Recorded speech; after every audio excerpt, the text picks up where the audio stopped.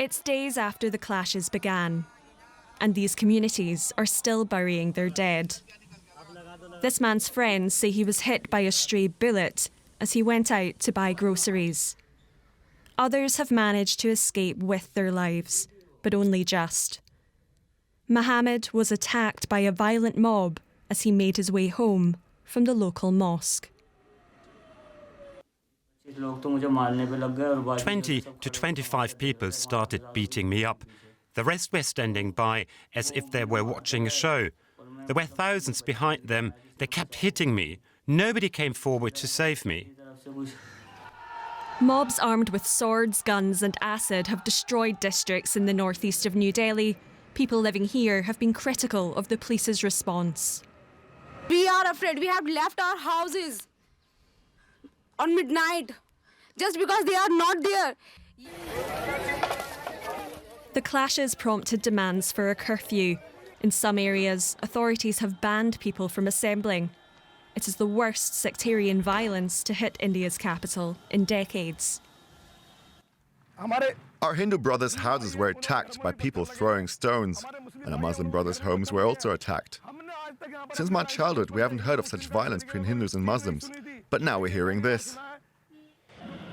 There's an uneasy calm across the city after more than 3 days of attacks and arson, with sparring communities left counting the cost of this violent unrest.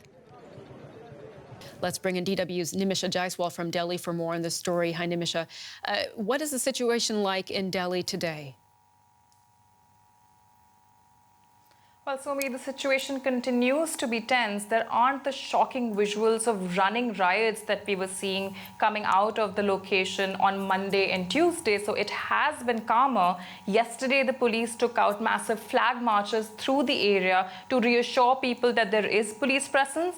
But once again in the evening, we heard reports of targeted violence against Muslims. The death toll has risen over the last day, and reports say that it could be much higher going forward. There is a lot of fear in Muslims not only living in the neighborhood but in other parts of Delhi as well, as there are rumors flying around of mobs trying to attack Muslim neighborhoods. But it is also heartening to see that there are other neighborhoods where Hindus and Muslims are taking out peace marches together to say that they will stand against such violence, and there are also safe spaces and shelter being offered to Muslims who are trying to flee from their neighborhoods, which is also happening. So this situation will have to continue being monitored closely. The riots are not quite over yet.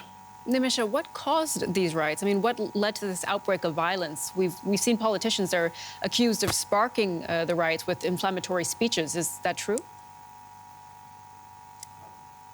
Well, definitely, Sumi. The first attacks have not been documented, so we're not exactly clear what was the first thing that provoked the riots. But one clear piece of information that has been coming out is that there was a BJP politician, a BJP leader, who had come out and in front of police threatened protesters against the citizenship law, saying that if the police doesn't clear them, he will take matters into his own hands. Now, the Delhi High Court has called for the police to take action against other political hate speech makers. This is not new, and hate speech has been spiking from the ruling BJP. And this has also, of course, been a cause of concern because this is now, it looks like, linked to clear instances of violence.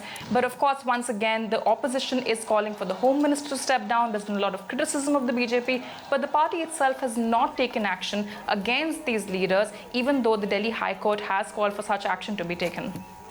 All right, DW's Nimisha Jaiswal reporting from Delhi. Nimisha, good to talk to you.